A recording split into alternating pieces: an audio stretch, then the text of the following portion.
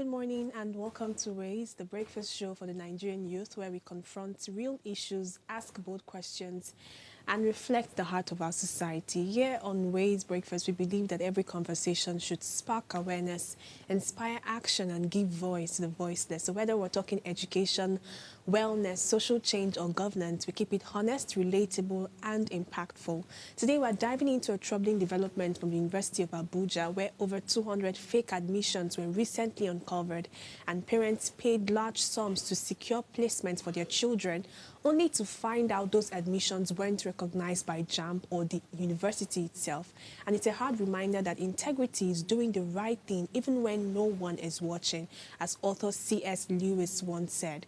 And in a society where pressure often tempts people to cut corners, this quote couldn't be more relevant. So on today's segment, we explore what fuels this growing scam culture in admission, the desperation behind it, and the ripple effect on education, trust, and future opportunities. So whether you're a parent trying to do the right thing by your child or a student navigating this system, this conversation is one you shouldn't miss at all. I'm your anchor for today. My name is Oluchi Precious Omenka. Of course, I've been joined by my ever-present God's Beauty Israel. Good morning, girl. Good morning. How are you? I'm good. I'm actually good. How are you doing this morning? Fly. It's my birthday today, so yeah. Can you imagine? God, I've been so... Do you know, when I slept last night, I was like, whose birthday is coming next? Is it Funke's birthday or your birthday? I totally forgot. Ladies and gentlemen, wherever you're watching me from, please help me send your best regards and best wishes to God's Beauty Israel and let her know. How old are you today? Would you tell us? No, I'm not telling you guys. I want to tell them to tell us maybe 20-something or 30-something things that they love about God's Beauty, because you're an amazing person. Thank you. I think that explains the whole glow about you today. Yeah. Wow. I'm really so sad that I just got to find out, like, right here on the table. But don't mind me. I've had a number of things on my mind. No, from health understand. to different things. But I'm glad that I'm here to celebrate the day with you. Thank you, It's a gift of life, right? So tell me one thing that you're grateful to God for. Life, basically. I mean, the past 365 days has been a roller coaster, right? There are times where I'm crying. I literally even cried this morning. Hey, is it like tears of joy or in between? I mean, there are times where you are excited for the things that you've accomplished, but then you also you're always reminded of probably the mistakes that you've made over time or something. I mean, I'm just excited. I'm excited just for you too. Yeah. Excited. You know, one thing I realized yesterday, it made me come to this conclusion that thing people say that you cannot always be loved by everyone is so true. But regardless of how evil you might have been termed, there are still some people that are in your circle that will show up for you no matter what. And this is for everyone, literally. I have not come across a man that stands as a lone man. Yeah. Even people that are convicted of different crimes and they are terrorists, labeled as terrorists, the evilest of the evilest, as you can say. There's a word like that. Exactly. There's always somebody that is at their back. So today we have a society of young people that are looking for love in places, let me use unexpected places, like a movie once titled. But I think we should really focus on the people in our circle. There's this pandemic where I see some young persons lose their self-worth, lose their esteem, lose their identity just because they want to seek love from somebody who doesn't actually love them. But if you look deep down, beyond even your family and your home, there are people that actually care for you. And I think that's something that you're always very loud about, to always recognizing the love in your home, in your immediate circle. And I'm glad that you're starting this new year on a beautiful note. Firstly, with your coat of many colors. Can I call you Josephine for today? That's fabulous. Your name is Josephine for today. All right, happy birthday to you. Thank you so much, and to our viewers as well. Please send warm regards and warm wishes to God's Beauty. I would have sung, right? But my let me not put you through that. Come on. Cannot permit that, but I'll sing after the show. So we'll take a short break and look through significant events that have shaped our world. Then when we come back, we're heading straight to the headline stories for today. So please stay with us. We'll be right back shortly.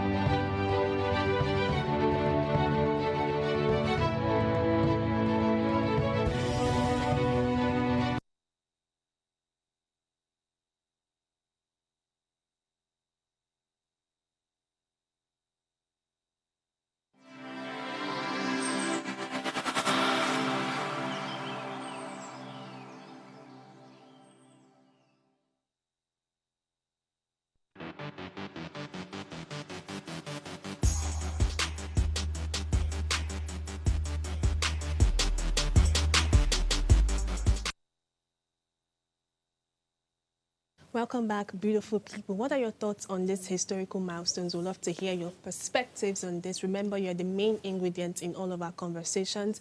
Our phone lines are open. Please call us on 07025007749 or 07014242420.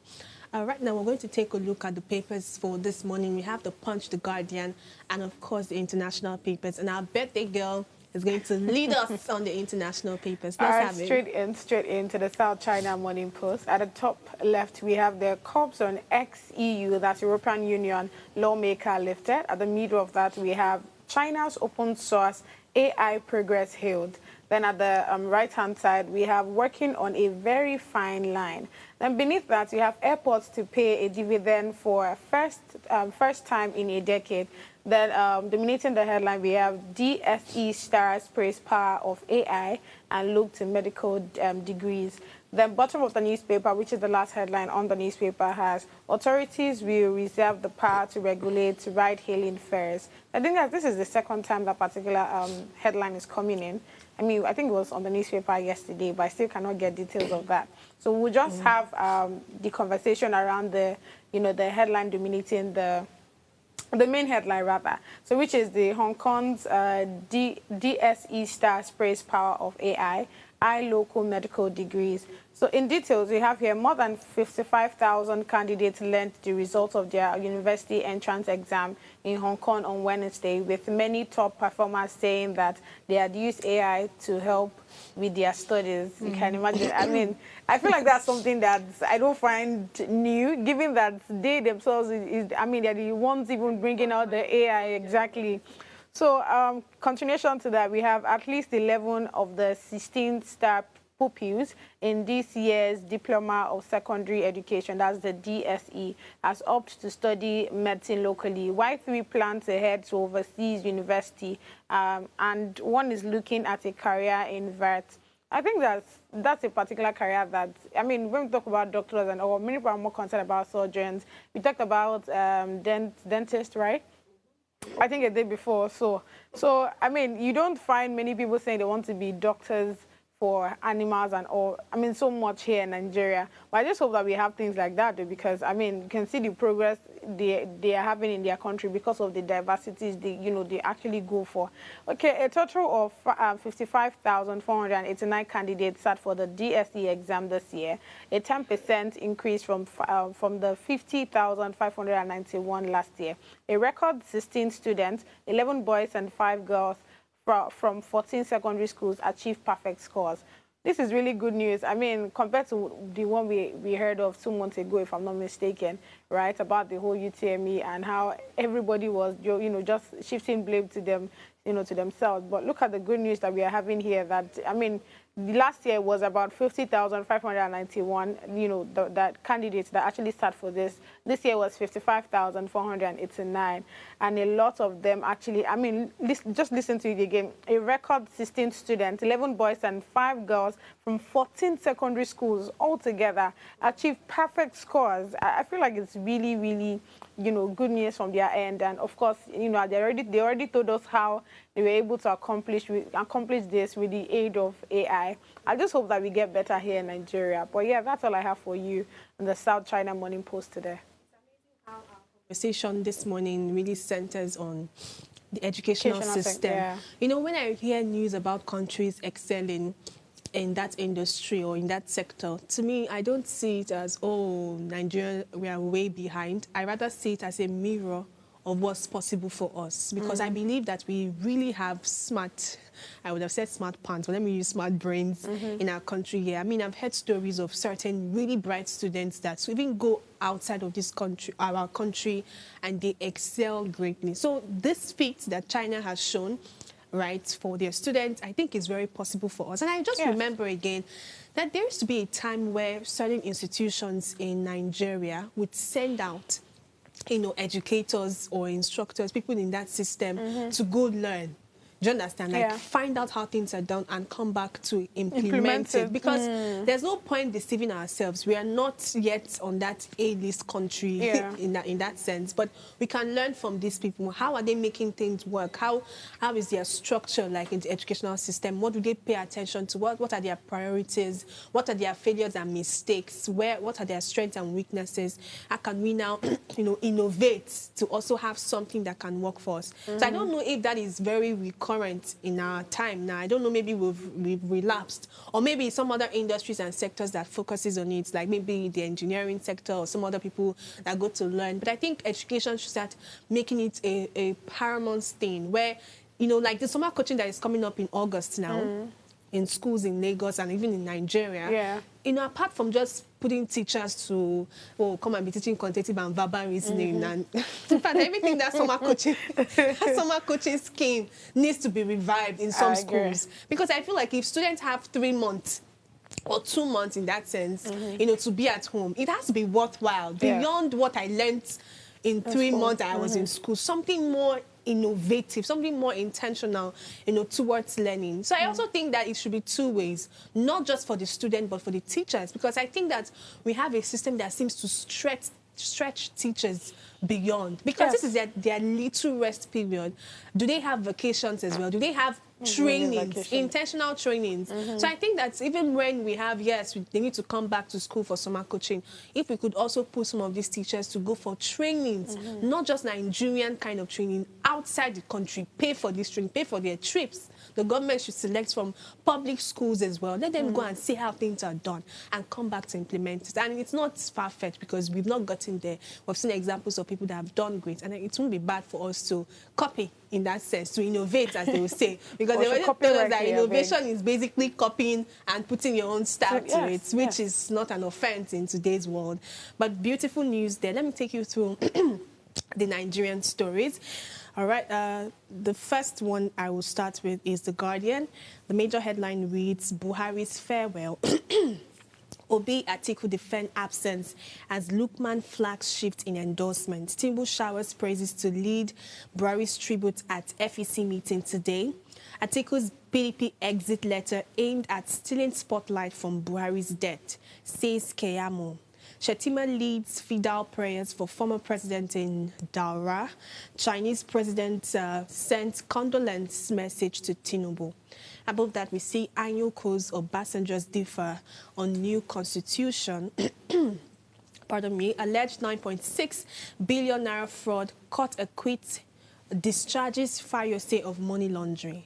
Plateau urges calm as Riyom attack death toll rises to 32. CP advocates trade policies instrument to further seize inflation. Party leaders unfazed as Atiku dumps PDP the 3rd time. Osun residents raise concern over Adeleke Aregbesola face-off. Federal government blames rising cases of cardiovascular diseases on high sodium intake. And the last story here is on the Huriwa DSS story. The ex-director dismissed Turkish envoy's alarm as political. There's a particular health concern here, which I think is not so emphasized, but I like how that, some people have called our attention to it, and that's the rise of cardiovascular diseases, high blood pressure, hypertension, and what have you. And the federal government here has blamed, this to high sodium intake. So when I saw this news, I'm like, who exactly do you want to blame? Is it the cooking culture of Nigerians that just like to pour all the salt so that it's all spicy? And today, salt is not just the normal salt that we put. You find salt in some of these spices and ingredients that are used. And beyond then, we are so busy as a people that sometimes we don't even cook. So we depend on what people cook. So it's a very long shot, but it's an alarming one too, because at the end of the day, our health is very important. Yes, I mean, you hear alarming stories of young people having hypertension. When I was growing up, I used to think it's an old person ailment, but now we're seeing young people always, also facing things like this. I just thought to mention that, by the way, and probably maybe next week or so during our health segment, we'll look at, cases like this. But of course, I want to talk about this recent story of, Atiku's Atiku's farewell to his former party. I like how this PDP. particular story in the Punch puts it, in the Guardian. Let me read it again for you. It says here, let me pick it for you. It says Atiku's PDP exit letter is aimed at stealing spotlight from Buhari's death, says Keyamo. I think Keyamo is just he's feeling a lot of things right now. It looks like, yeah, it's stealing the spotlight of what is on everyone's lip at this point. But it was expected. I mean, after the whole ADC coalition, the, what's it called, the summoning that they had in that sense, we're waiting for this news. At first, it was just like we were concentrating more on Peter Obi, where Labour Party even said they've given him like a, what's it called, a quick notice in that sense. I don't know the right word to use for it. So it was expected that his own is going to come up soon. So I don't think it's exactly stealing the spotlight. But if that's what he thinks it is, because, I mean, the death of late President Muhammadu Buhari was really what was more pressing on some people's mind at that point. But let me read the full story for us to have better context. It says, former Vice President Atiku Abubakar has formally resigned his membership of the PDP, ending a decades-long relationship with the opposition party he co-founded. Now, the resignation was confirmed in a letter dated Monday, July 14, and addressed to the chairman of the PDP in Jada One Ward local government area of Adamawa State. A copy of the letter was shared publicly on Wednesday. Atiku, who was the PDP's presidential candidate in 2023 general election, stated that his decision to leave the party came after reflection on the current direction of the PDP, which he said no longer aligns with its founding values. The letter read, I am writing to formally resign my membership from the People's Democratic Party with immediate effect. I would like to take this opportunity to express my profound gratitude for the opportunities I've been given by the party, serving 2 full terms as Vice President of Nigeria and being a presidential candidate twice has been one of the most significant chapters of my life. As a founding father of this esteemed party, it is indeed heartbreaking for me to make this decision. However, I find it necessary to part ways due to the current trajectory the party has taken, which I believe diverges from the foundational principle we stood for. And it's with a heavy heart and, you know, a number of things that I hear. The way I perceive this is, it's okay. It's okay to leave a party. Nobody ties anybody to any party, right? Honest. It's okay. But I don't want you leaving a party and also now making it look too political. That is when you're not so honest to us. Because the whole point of the PDP has left the... How did they even put it again here? That your interest doesn't align with his current, with the founding values. What exactly are those interests that doesn't align? Are you being sincere with us? Or is it because you have not won from this party since you have been there? No. What exactly? Because I think Nigerians at this point, we don't just like surface. Don't just... People do a lot of press releases, just something to have the society say, oh, this is what's going on right now. This feels very surface to me because normally, if I'm just looking at the story, it's okay for somebody to leave a party. Peter Obi left a party to come to the Labour Party, and we saw how he thrived in 2023. And we're hearing stories of him maybe leaving, even though he has come out to say he's not leaving the Labour Party anytime soon. But we understand that stories like that keep evolving. So let's see how the next 3 months or the next month can even be like. So hearing this from Atiku, it's okay if you want to leave the PDP, but what exactly is your reason for leaving this particular party? And what exactly does this mean for PDP at this time? To be honest, I feel like that's the sentence they throw around. Even when El-Rufai actually left PDP, that was the same thing that he said, that the party's value and interest doesn't longer align with his. So I really don't know if the problem, I don't think the problem is for PDP. I think it's just really on them, because they are more concerned about, you know, the next place their pockets will be filled. Allegedly. Amen, somebody. But you get the point. So I feel like that's what is given. Because tell me how, I mean, the fact that we already had that conversation with the ADC and all, it's even quite funny when if Peter Obi is coming out and say that he's not leaving the party anymore anytime soon. What were you not doing in that ADC, the time they had that, you know, that conversation? It's called brotherhood. Exactly. Not be small brotherhood. What was he doing there? I mean, all of these things are politically motivated and really nothing anybody can really tell me, to be honest. Saying that your value or whatever doesn't align, given that you're even one of the founders. So how did the interest or the value system of the party, of that particular party that you founded with someone somehow lost and is your own now that you are? Please. There's just it's just giving politics at play. So I'm not. At this I don't point, find it surprising at anymore. this point, I don't see PDP claiming these seats in anytime soon, honestly, because a number of things has happened internally in their house now. It's quite painful, but then it's quite painful. Are you a PDP? No, I'm not. Yeah. But when I say it's painful, in the sense that they already, they have people already all over Nigeria, from the local grassroots down to the federal. So now that it's not looking like, because of they don't really have strong forces like that. You get what I mean? Like the fact that Atiku is leaving, we have so many top people like the right of Erufai and all of that. Many of them are are leaving the party to go somewhere else. So it just makes sense that they would, of course, feel that shake, especially when we have all of these top persons. Imagine having, Atiku and Peter Obi in one part. Even though I'm still struggling to understand who is going to lead who, like who will be the president and who will be the vice. But you get the point. So 2027, we haven't yet to see what the vanguard would be, and honestly, I can't wait to see. 2025 is still unraveling a lot of things for us. Exactly. So before 2027, I'm sure we would have been tired of talking about this story. Film story, yeah. But that's all I have for you. So let's see how this unravels. I'm really hoping that PDP will be able to put their house in order and, give us better direction as they have always promised. Let me take you through The Punch. The Punch has a particular story which got me quite, let me just let you in on it. 2027 tensions. Buhari's CPC bloc may dump APC. Some CPC chieftains likely to quit, but APC remains unshaken. And this is from Shitu. Shatima, Atiku, and Obi attends Buhari's Fidal in Dara, insurgency, NAF to acquire 49 new fighter jets, 151 top police officers under investigation, says NPF. Fayose whips as court clears ex-governor of 9.6 billion naira fraud. CBN injects $4.1 billion to defend Naira as reserves decline. Obasanjo, Anyoku push for better leadership and new constitution. JAM uncovers 9,460 illegal admissions in 20 tertiary institutions. And this is like the foundation for our discussion this morning, illegal admission across different universities. And I think for some time now, we've had to, uncover stories around institutions generally. And I think it's something we should be very loud about as a youthful breakfast show that also have to talk about things that concerns young people. And I'm glad that stories like this are already making it to the headlines for us to be aware. But let me talk about the one that concerns the police force.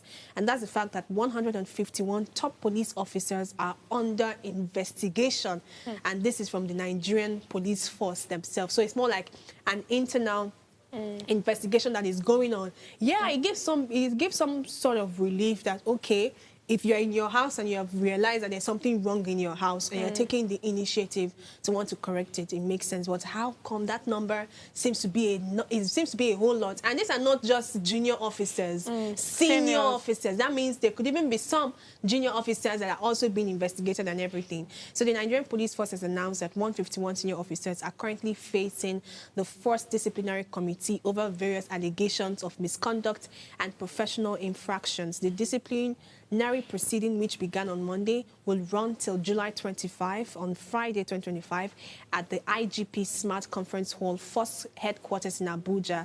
And according to a statement on Wednesday by the Force Public Relations Officer, ACP Olumuyiwa Adejobi, the move was to enforce internal accountability and reinforce professional standards. He said that the officers drawn from various commands and formations across the country were being subjected to a thorough and transparent review process in line with existing police regulations and disciplinary procedures. And I think this is really needed.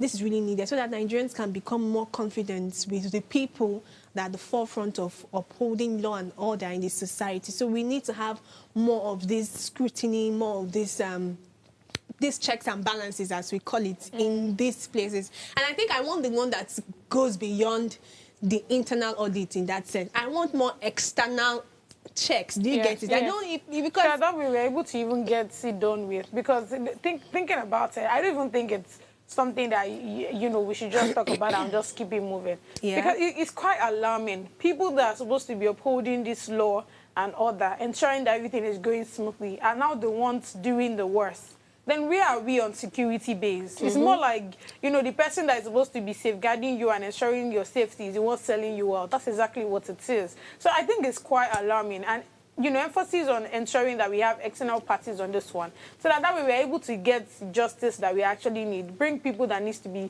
you know, to book. I mean, to be honest, it's quite a very sad one, because like I said, these are people that are supposed to be ensuring that, you know, law and order are well taking sure and everything is just working smoothly, but instead you guys are the ones breaking the law. I don't know how that works. So, I mean, you've said exactly what's on my mind. So I hope that this particular scrutiny investigation and, you know, checks and balances will bring the police force to be at the forefront as they ought to be. We'll take a short break now. When we come back, we're heading straight to the hot topic for today. And our case study today is UNIABUJA and the recent scandals that has been going on there. I mean, on Monday, we spoke about UNICAL.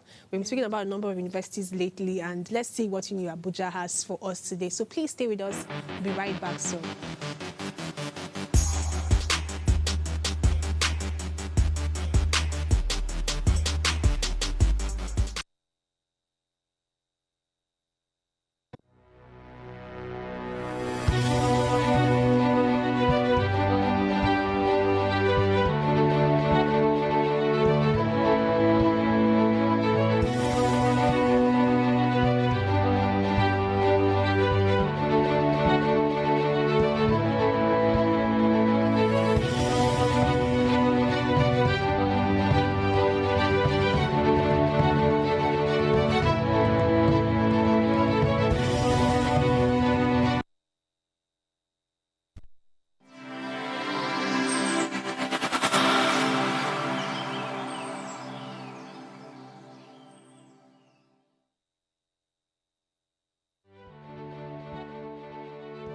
Nigeria, by extension Africa, battles a growing youthful population, and with little or no meaningful engagement, lives a ticking time bomb on our hands. We are a blessed continent with great wealth, both in people and material. Our focus on ways remains driving conversations that affects us all. Topics in the news, social concerns, politics, leadership, governance, empowerment, resource management, conflict management, finance, SME sustainability, technological innovation, food security, health, education, brain drain, our well-being, citizenship, and much more. Our goal is to continuously drive these conversations, keep them burning at the table to effect a positive change both for our nation and continent. Ways, what are you saying, has a secret ingredient that completes the conversation every single episode, and that ingredient is you. Our past conversations shaped our yesterday. To shape our tomorrow, we must keep talking. So, I want to hear you. Be a part of our live conversations Mondays through Fridays. And let's all have our say.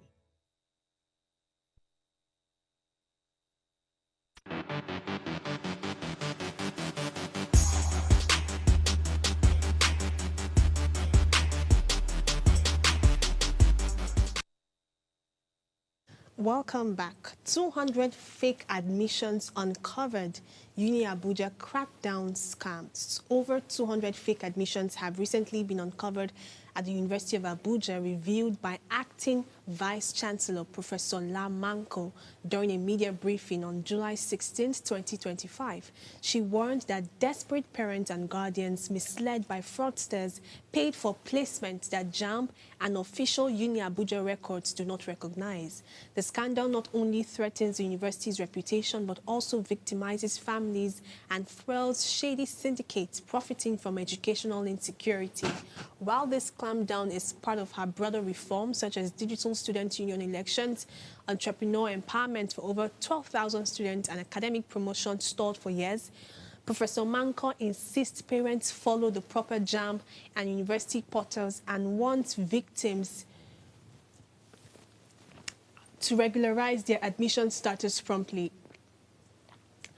This incident raises questions about integrity in Nigerian admission, parental pressure, fraud risk, and institutional accountability. Our conversation will explore the layers behind fake admission, what drives them, how university responds, and what role families, regulators, and the system must play, to ensure that things get better. Of course, we'll come back after a short break and we'll revisit this conversation with God's Beauty and, of course, myself. Let's take a short.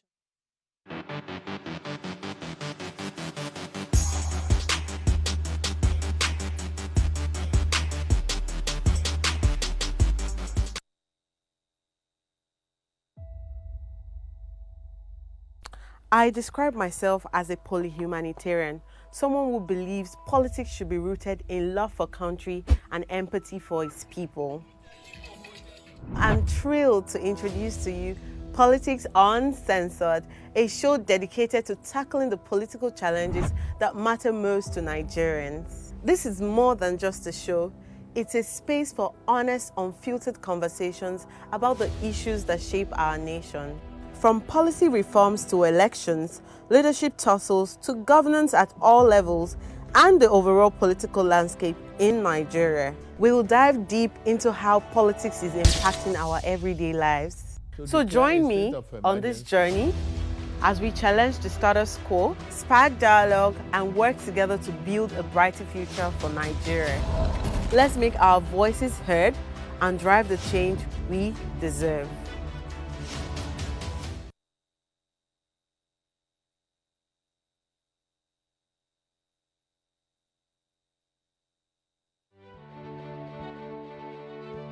Nigeria, by extension Africa, battles a growing youthful population and with little or no meaningful engagement leaves a ticking time bomb on our hands.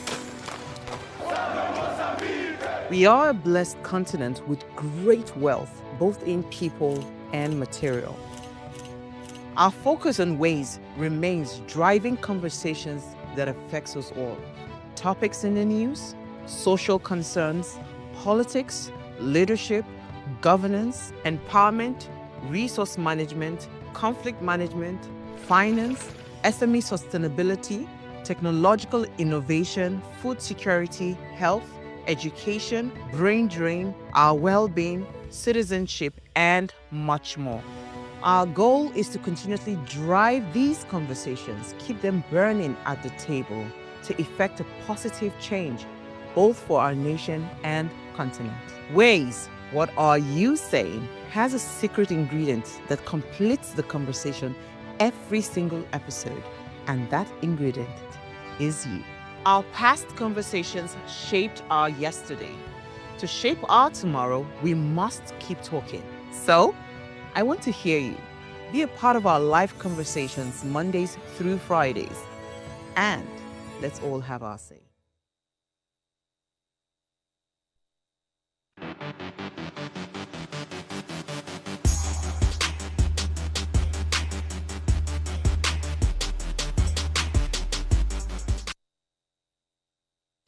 Welcome back, viewers. So as we explored the UNIABUJA recent scam, our conversation will explore the layers behind fake admissions, what drives them, how university responds, and what role families, regulators, and the system at large must play. So my first question would be to God's Beauty directly. I want to ask her, why do you think many Nigerian parents still believe that they can buy admission for their children? I even think that, I think it's not a wise one, firstly, because why buy something that doesn't reflect? If it's that I'm buying it from JAMB originally or from UNIABUJA itself, it's different. But you're buying from a source that will not even reflect. Is it that you like to waste money? Because I think some people don't apply wisdom to certain things. Because I feel like even if you're going to be fraudulent in your activities, apply some wisdom to it because it's money that you're using. The Vice Chancellor has come out to say that JAMB doesn't recognize these people. It's not in the system at all. So what proof did you get that convinced you that this is the best way to go? There are a lot of ways to uncover this story. But firstly, why do we see it still prevalent in our time today that Nigerian parents believe they can buy admission for their children? So first off, I'll start with the fact that not a lot of persons actually know. Not many parents actually know that you know, at the end of the day, their children's stuff will not be seen or recognized by either the university or JAM, right? So that's the first thing. I really don't know what's going on with my voice at this point, but you get it. So that's the first thing, right? Now, I think that it's a broken system. If you look at it critically. Now, you already know that there are parents that want their children to finish school, so that they can come and start taking care of them. Yeah. If you know there's that line or there's that mentality. I think that's something with our own parents. Yeah. It's our parent that did that a lot. Where a child that is at primary 4, because the child is doing well, you automatically think it's okay to take the person to JS1. And once the person is at probably SS2, you think it's okay for the person to write JAM and WAEC straight into the university, because you just want that to finish school, or want him to finish school, and so that, you know, the person can start making money and start bringing back to the house. That's what almost every Nigerian parent wants, right? So because of that particular mindset, there's that push of, oh, they don't give you this thing. Or I think it's one thing, most of them, you know, pass JAM, but probably they don't get to the cut-off mark or so. And then they remember that, oh, one certain lecturer in certain university used to be their friend, or used to be their own classmate and all. And before you know, they're calling and they're saying, Oga, I beg, help this my guy for, you know. And before you know, the child is already enrolled into the university without proper checks of whether the university actually recognizes this person. Or I don't know if you get what I'm saying. So I feel like that's one of the issues. The fact that they just want the child to finish school sharp, and so that the child can start taking care of them. So because of that, they just push in. And like I said before, I'm not sure they actually know that most of the times their child's name or whatever is not even recognized by either the university or JAM. So that's the problem. They don't know, but then they just want to do it. So, of course, whoever that is, you know, at the receptive end is ready to just collect the money and keep it moving.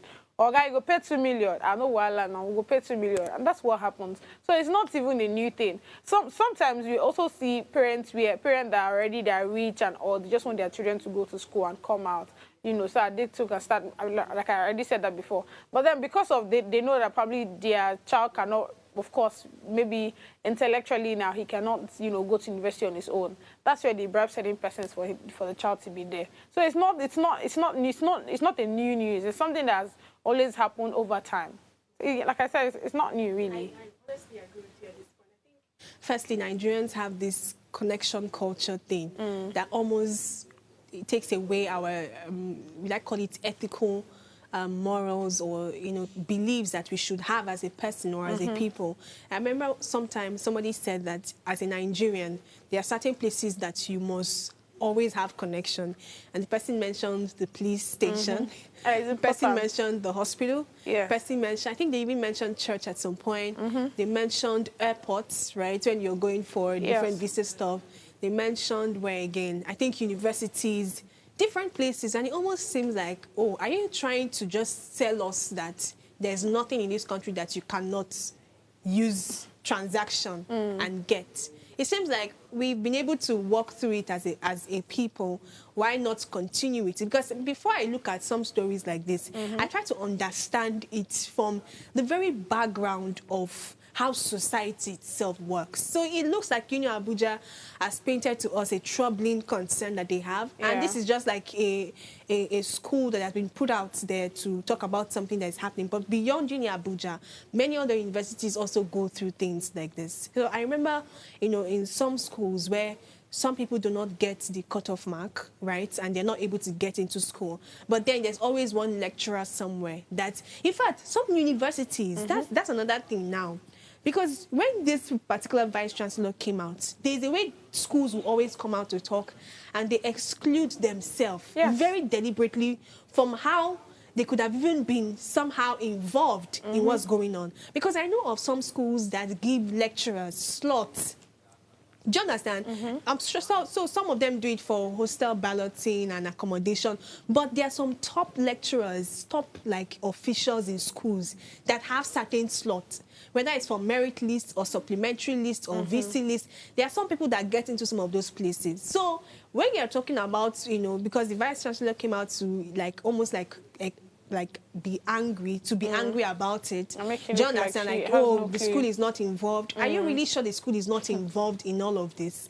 Or are you trying to exempt your school, from public shame and embarrassment? But at this point, there's no point trying to cover. But of course, everybody will want to cover their name, in things like this. But it goes deep down into the connection culture we're built as persons and as Nigerians. And I think it's something that we should start breaking ourselves from, always thinking that we can just move over. There's nothing that is difficult to climb.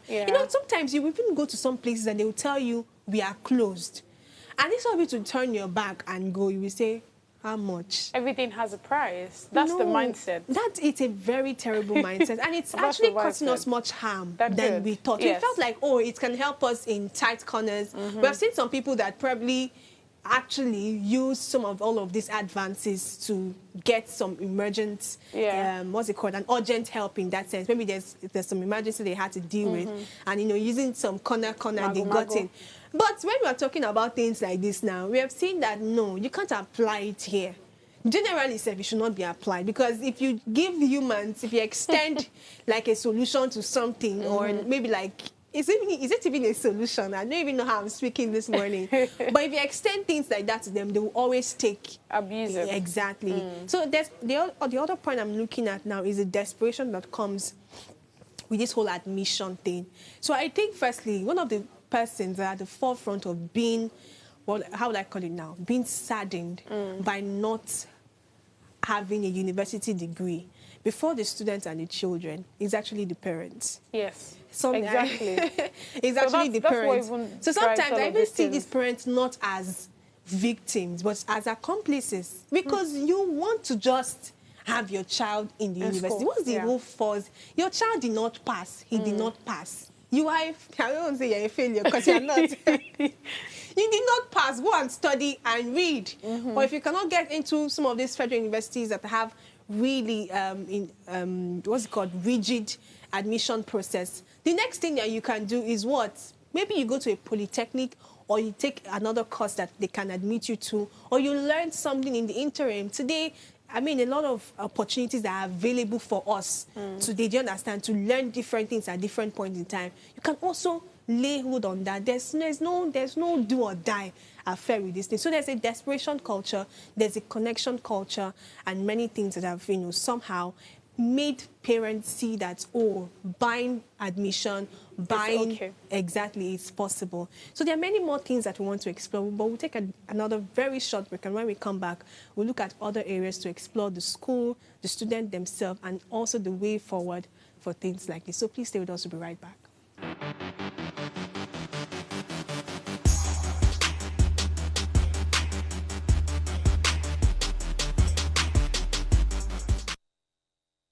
Tell us you're a Nigerian without saying a word.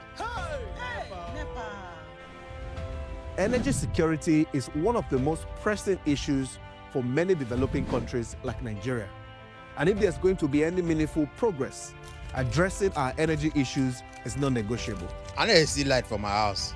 Make them do something. Band A is expensive. I literally have to turn off all my appliances just to reduce costs. We need light. Introducing the Energy Outlook, your go-to show for everything energy.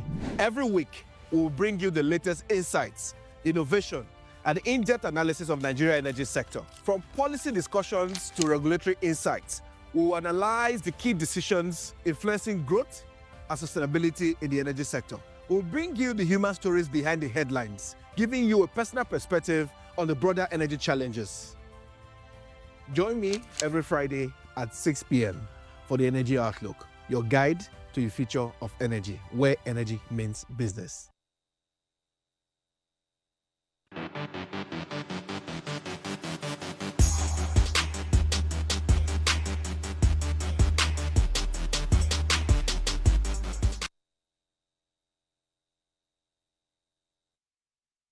Welcome back. We're still exploring, the recent outrage at UNIABUJA, where it's been said that some parents have been buying admission to have some of their students in, and a large number of people who are there are not recognized by JAMB itself or even the school. And, you know, we've also mentioned here before we went on our short break that many times there's a connection culture at work, there's a desperation of, oh, I just want to have my child in school. But I also mentioned subtly that we should not just totally erase the contribution of these schools themselves into ensuring that things like this can pass or can even work. For example, I mentioned that some schools give some lecturers slots. They let, in fact, I know of some persons that will say, oh, I know of somebody in my university, but he only has 5 slots, and that 5 slots is for a very special person. So it might be quite difficult, but let us see how we can slot you in there. So since the Vice Chancellor came out to make this particular comment, without necessarily putting how their school or their system itself must have been responsible. And I want to ask, what's actually the bigger issue? What's the way forward? How do you think things like this should be addressed in the future? You know, how should admission process even be so that we do not get to hear embarrassing stories like this? Because it doesn't make sense. Like a whole system, are you trying to say that people can bypass a system? Do you understand that has different protocols and you are just hearing that a number of people are in your school that they're not meant to be there. So why do we have admission bodies? Why do we have people that do registration processes? What exactly is going on? How do we ensure that we do not see a repeat of this, you know, in coming days? So you know that our one of the problems that we have here in Nigeria is implementation. So for every time, because when I mean, as you just keep repeating the system, it was like there's a particular system that needs to move. There are people there that actually makes the system. So if those persons are not working or being active, how exactly is the system? As you don't worry. How do you expect the system to work? No, that's not it. But you get the point. Yeah, so the thing is, for us not to hear this kind of story, for it not to repeat, it has to do with each and every one of us involved, starting from the parents. See, it is okay for your child to fail. Do you understand? It is okay. What exactly does he need or does she need to ensure that she doesn't fail a next time? That's the question that the parents is supposed to be having with his or her child or what? You get what I'm saying? So you're having that conversation, or do you need textbooks? Do you need a private tutor? What exactly is needed for you not to fail again? Do you understand? I need to take away your phone from you. No more TikTok and Instagram. Exactly. Maybe, I mean, that's one of the, the themes. So when you're having that conversation, they're coming down to the school. Why are you having lecturers, tell parents that it is okay? Just bring the money. Embrace me with the money. I would ensure that heaven comes down. When you have, lecturers like that, how do you think that things like this will not happen? Because even if you have a desperate parent that wants his or her child to go in, if you have a lecturer saying, no, we don't do this here, true, the thing will not happen. True. Do you understand? But of course, we have a receiver ready to embrace whatever that the giver is bringing onto him. Why do you think this kind of stories will not repeat? It will repeat itself. So I get the angle that the Vice Chancellor is coming from. But just like he said, it's just looking like you may not be like say you not talk about the thing. That's how it just is giving me. Do you understand? So we have to first of all also change the mentality or the mindset of anything can be bought. There's price to everything. Just name your price. Name your price. So when we start changing things like this, we will not have this kind of repetitive, stories. Because like I said, the system that you're mentioning are actually the people. The people involved, they are the ones supposed to ensure that things that have been laid down already is implemented. But when you have the wrong set of people online, how do you ensure that these things that you already have on, on ground will be implemented? It will not. So these are the things that, we need to start taking care of. So when you mentioned the whole system, and then you had to go back to, it's the people themselves. Since we're already in a nation or in an environment that somehow erodes the way things need to be done and always bypass law and order. Maybe we should go beyond always depending on people there to actually sort these things. Because I'm going to read something that she also mentioned in her press release, because I think her press release too was very, it was politically crafted in the sense that, after mentioning the things that are happening, that are sad, that, we don't condone, then they'll also let you in on some of the things that they've done. Yeah. So she also announced that more than 12,000 students have benefited from entrepreneurial trainings, and empowerment initiatives showing that they are working to ensure that they are building skills for the student. And she mentioned that beyond curbing corruption, they highlighted student-focused reforms, including the successful conduct of the first digital student union government elections, in which over 5,000 students voted online. So it was a joyful and proud moment. And I think that is one that really is quite impressive to hear, like a democratically elected union in that sense that was done digitally. It makes sense because sometimes in some institutions you hear of it happen via paper ballot boxes and all. So there's a step ahead to introduce digital means to doing some of these things. And that's how I think that even though tech also can be manipulated, but it still stands a greater chance of ensuring that the right things are done. It stands a greater chance of, not being exactly manipulated again by humans. Because if you put two things, there's tech, there's humans. Humans at least 80% will manipulate it wrongly. Tech, even though it's humans that will still control it, but at least 50-40%. Do you understand? So maybe for admission processes, you tighten your belt in that area. Let it be that anybody, any record that gets into the system from JAM, because I think the way admission works is JAM releases results, right? And then the school puts out, post-UTME and everything and selects the student that they want and then give it to JAM, who will then give you official admission letter. So going through that JAM school stuff, make it so tight to the end that nobody can just infiltrate or put in anyone there. Since many times, I think we've advanced as a country, nobody is doing paperwork anymore. Everything is digital. So let's ensure that we do it as digitally sound as we can. Do you understand? Have the right expert there. Let there be routine checkups. Because like the story we had on Monday, some of these checkups that happen, they don't have the proper timing to routine. You check something that has gone wrong and it has gone far. Do you understand? You're just discovering something that is wrong after how many years, after how many people have been affected. It's the same thing that is happening here. Some of the students that you're saying they have been admitted falsely. When did you discover this? Exactly. In fact, it should be that at matriculation, if you were able to bypass us and we did not know, you would not be able to stay 2-3 weeks. We would have found you and would have expelled you. Do you understand? Let it not be that it's when they're about to graduate. You now say some people bypass. It's already late. You would take them that way, in that sense. Even though, of course, they shouldn't be, taken that way. But I think that at this point, we have resources. We have digital resources. We have manpower in that sense that can ensure that nothing really bypass. So beyond lecturers, there are also internet fraudsters, people that pose as, what they call them, IT guys. I think in my school then, there are a number of people that are always parading when 100-level students want to register. They say, oh, admission registration, Abi, come here. The thing used to be so overwhelming. There are a number of them,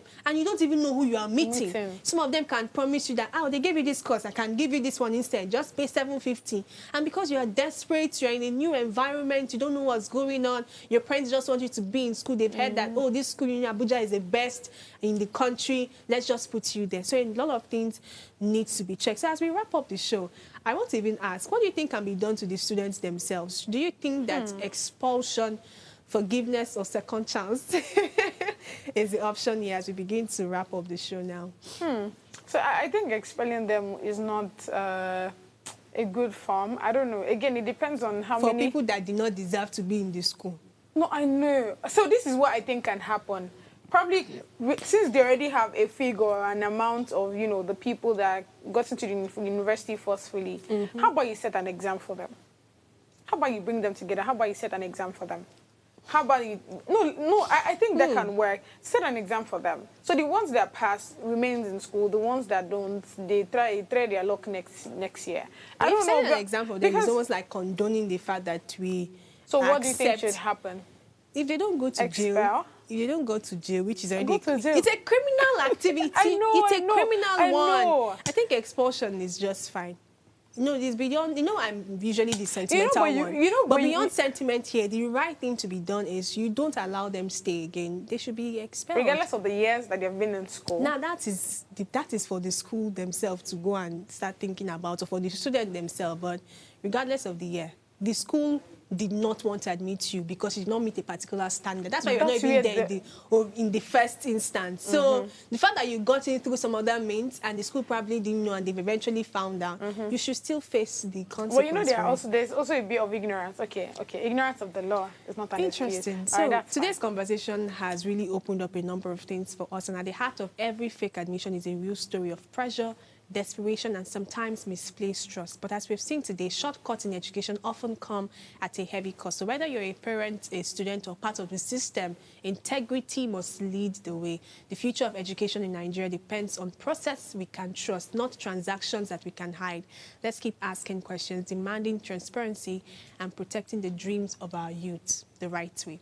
Till tomorrow again, stay sharp. My name is Oluchi Precious Omenka. I'll see you Friday, 8 a.m. to 9 a.m.